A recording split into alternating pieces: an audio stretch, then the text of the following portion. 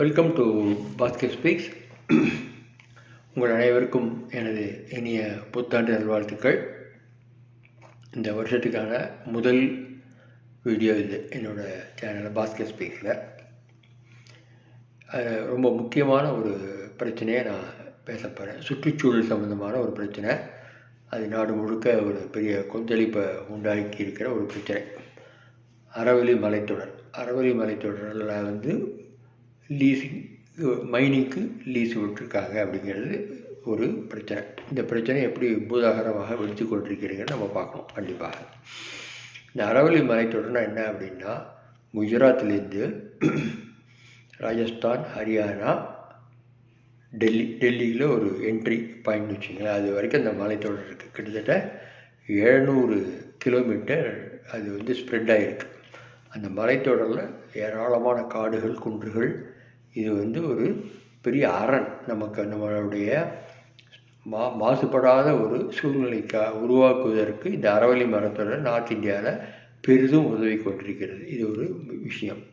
நம்ம அதுக்கு முன்னாடி 2 விஷயங்களை நம்ம பார்க்க வேண்டியிருக்கு. சவுத்தை விட நார்த்தில் தான் மேக்ஸிமம் டெம்பரேச்சர். நீங்கள் பார்த்துருப்பீங்க.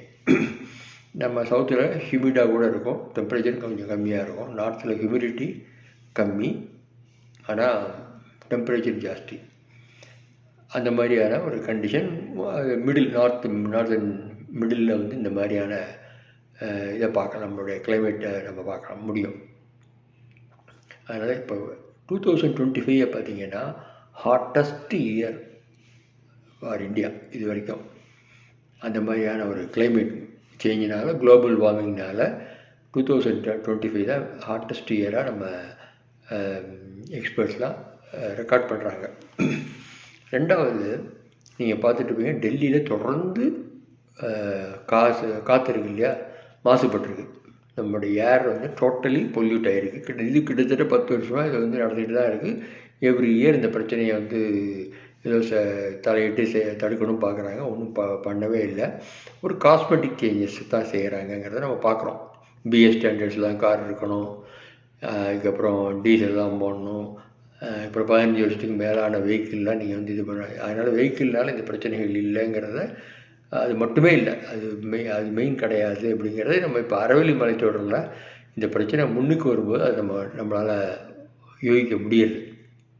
இந்த அரவல்லி மலைத்தொடர்ங்கிறது என்னென்னா, கிட்டத்தட்ட 2 பில்லியன் வருடங்களாக அது உருவாகியிருக்கு. அந்த மலைத்தொடர், அதை சார்ந்த காட்டு பகுதிகள், அதை சார்ந்த ரிவர், அதெல்லாம் வாட்டர்லாம் இருக்கு இல்லையா, அதெல்லாம் ஃபார்ம் ஆகி ரிவர்லாம் ஓடுறது. இதெல்லாம் அந்த அரவல்லி மலைத்தொடரில் முக்கியமான விஷயம். குஜராத்லேருந்து நான் ஏற்கனவே சொன்ன மாதிரி குஜராத், ராஜஸ்தான், ஹரியானா அண்ட் டெல்லி.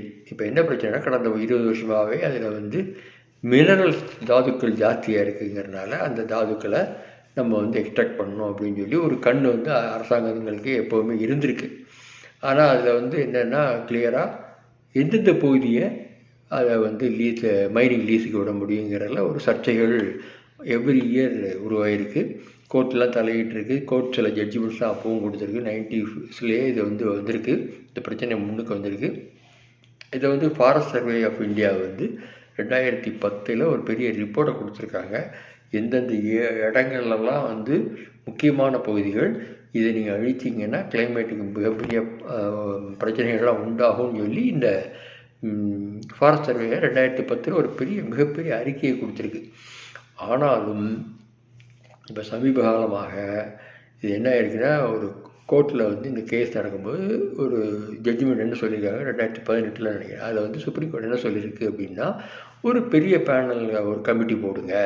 அந்த கமிட்டி, எக்ஸ்பர்ட் கமிட்டிஸ்லாம் உட்காந்து பேசி வெவ்வேறு department, for example forest survey of India, ministry of environment, அதுக்கப்புறம் மினிஸ்டர் ஆஃப் மினரல்ஸு, அது மாதிரி ஜியாலஜிக்கல் சர்வே ஆஃப் இந்தியா, இந்த மாதிரி பெரிய பெரிய கவர்மெண்ட் ஆர்கனைசேஷன்ஸ்லேருந்து பெரிய பெரிய பேனல் போட்டு, கமிட்டி போட்டு, அதுலேருந்து ஒரு ரெக்கமெண்டேஷன் பண்ணுங்கன்னு சொல்லி ஒரு ஆர்டர் கொடுத்துருக்கு. அந்த இந்த கமிட்டி போடுறதோடைய பர்பஸே என்ன அப்படின்னா, இது ஜஸ்டிஃபிகேஷன் ஃபார் மைனிங்கிறது தான் நம்ம பார்க்குறோம்.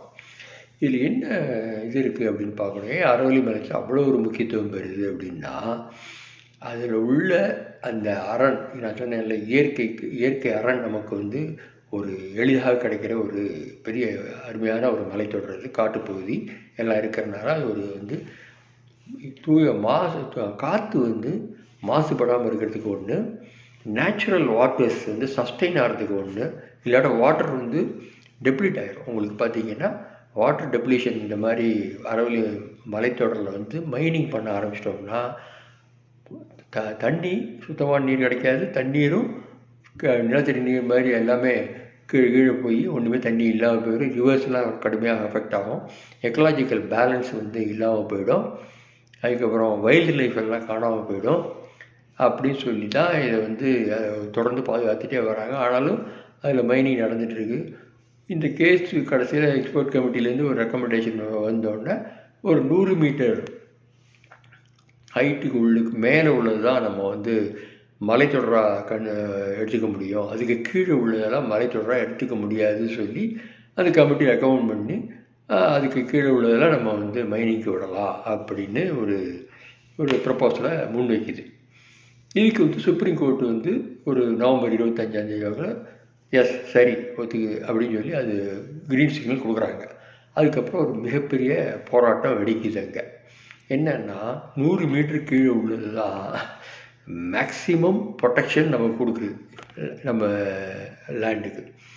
அப்போது அந்த 100 மீட்டருக்குள்ள உள்ள லேண்டெல்லாம் மைனிங் கொடுத்தாச்சுன்னா அரவலி மலைத்தொடர் ஒட்டுமொத்தமாக அதோடைய எஃபெக்டை இல்லாமல் படுத்துறதான்னு அவங்க சொல்கிறாங்க. இது ஃபாரஸ்ட் சர்வே ஆஃப் இந்தியா இதெல்லாம் ஒரு ரிசர்ச் பண்ணி அதை வந்து கம்ப்ளீட்டாக ஸ்டடி பண்ணி பண்ணுறது அப்படிங்கிறது வந்து அவ்வளோ ஈஸியான விவகாரம் இல்லை. எந்த இடத்துல ஸ்லோப் இருக்குது, எந்த இடத்துல வேலி மாதிரி இருக்குது, இதெல்லாம் வந்து ஒவ்வொரு கரெக்ஷன் இதெல்லாம் எப்படிலாம் இருக்குது, இது எதை தொட்டால் மைனிங்க்கு போனோச்சுன்னா எது ப்ராப்ளம் வருங்கிறதெல்லாம் ஃபாரஸ்ட் சர்வே ஏற்கனவே 2010 கொடுத்தாச்சு. ஸோ இதெல்லாம் பைபாஸ் பண்ணி தான் இந்த மாதிரி ஒரு கமிட்டி ரெக்கமெண்டேஷன் வருது. அதைத்தான் சுப்ரீம் கோர்ட் வந்து அப்ரூவல் கொடுக்குது, அதுக்கான ப்ரொட்டஸ்ட் நடக்குது. இவன் 100 மீட்டர் கீழே உள்ளது வந்து நீங்கள் வந்து மைனிங் கொடுக்கலாம் அப்படின்னு ஒரு ஏகமனாக ஒரு தீர்ப்பை சொல்கிறாங்கன்னா அதில் அரவலி மலைத்தொடர் அது என்டையர் அரவலி மலைத்தொடரை டெஸ்ட்ராய் பண்ணுறதுக்கான ஒரு ஏற்பாடு தான் அப்படின்னு சொல்லி தான் எல்லோரும் சுற்றுச்சூழலுடைய எக்ஸ்பர்ட்ஸ்லாம் சொல்கிறது. ஆனாலும் அரசாங்கம் அதில் உறுதியாக நிற்கிது. ஏன்னா இதில் வந்து கார்ப்பரேட் ப்ராஃபிட் அதுதான் ஒரே ஒரு புள்ளி. அந்த புள்ளியில் தான் இந்த அரசாங்கம் இயங்கிட்டே இருக்குது. தொடர்ந்து எதை பற்றியும் கவலைப்படாமல் அது தொடர்ந்து அந்த மாதிரியான போக்கில் தான் வந்து போயிட்டுருக்குங்கிறத நம்ம பார்க்குறோம். இதனால் என்ன ஆகும் அப்படின்னா உங்களுக்கு ஏற்கனவே டெல்லியில் ஏர் பொல்யூஷன் கடுமையாக இருக்குது. அது கடுமையான ஒரு ஏர் பொல்யூஷன் ஒரு டார்னேடோ மாதிரியான காற்றுகள்லாம் வரும். ஏன்னா மலைப்பகுதி தடுத்துட்ருக்கிற மலைப்பகுதி வந்து இல்லாமல் போகும்போது கூல் வெதர் இல்லாமல் போகும், ட்ரை வெதர் இன்னும் ஜாஸ்தியாகும், டெம்பரேச்சர் இன்னும் ஜாஸ்தியாகும், வாட்டர் லெவல் கம்ப்ளீட்டாக இல்லாமல் போயிடும், எக்கலாஜிக்கல் பேலன்ஸ் வந்து இது இல்லாமல் போகும். இதெல்லாம் வந்து தெரிஞ்சும் அவங்க வந்து அந்த மைனிங்க்கு வர்றது மினரல் வெல்ஸை வந்து கம்ப்ளீட்டாக எக்ஸ்ப்ளாய்ட் பண்ணுறதுங்கிற ஒரே நோக்கத்தோடு வந்து இந்த மலைத்தொடரை வந்து டெஸ்ட்ராய் பண்ணுறதுக்காக எல்லோரும் சேர்ந்து முயற்சி பண்ணுறாங்க. ஏன்னா அதில் வந்து அது வந்து டெவலப்மெண்ட் சொல்லிவிடுவாங்க. நம்ம ஆட்கள் எல்லோரும் சேர்ந்து இதான் நம்மளுடைய நாடு எவ்வளோ வளமாக மாறிட்டுருக்குங்கிறத வந்து சொல்லுவாங்க. இது எவ்வளோ பெரிய விலையை நம்ம கொடுக்குறோம் அப்படிங்கிறதெல்லாம் வந்து யாரும் வந்து கவலைப்பட போகிறதில்ல. ஆனால் விலை கடுமையான விலையாக இது மாறுங்கிறத நம்ம பார்க்குறோம். கண்டிப்பாக அரவலி மலைத்தொடர் பாதுகாக்கப்பட வேண்டும் என்பது தான் நமது கருத்தும். இதை நம்ம ஒரு அவேர்னஸ்க்காக இந்த வீடியோவை நான் உங்களுக்கு பதிவிடுறேன். நன்றி, வணக்கம்.